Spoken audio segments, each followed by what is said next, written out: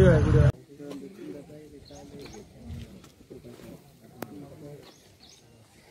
नमस्कार, मी जालना जिल्हाधिकारी आशिमा मित्तल आपल्याला सांगू इच्छिते की आपल्याला आता जे वॉर्निंग साईन भेटले होते ते आता कमी झालेले आहे.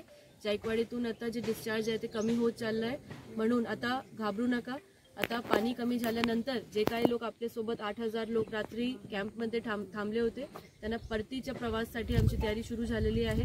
याच्या सोबत मेडिकल कॅम्प सुद्धा लावण्यात आलेले आहे. जेवणाची सोयी सुद्धा करण्यात आलेली आहे.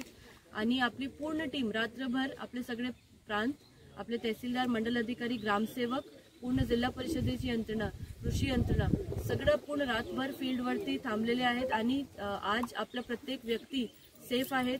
तर मी आपली टीमचे सुद्धा अभिनंदन करते आणि लोकांना विनंती करू इच्छिते की प्रशासनासोबत सहकार्य करावे. पंचनामे लवकर होणार आहे. व्यक्तिगत जे काही मोबदला दिला जातो ते पण त्याच्यासाठी सुद्धा आजपासून पंचनामे जे काल रात्री नुकसान झालं आजपासून सुरू होत आहेत.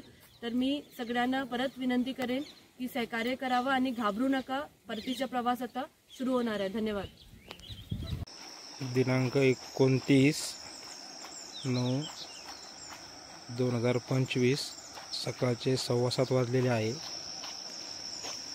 पाणी हे कमीत कमी 2 ते 4 फुटाने कमी झालेले आहे.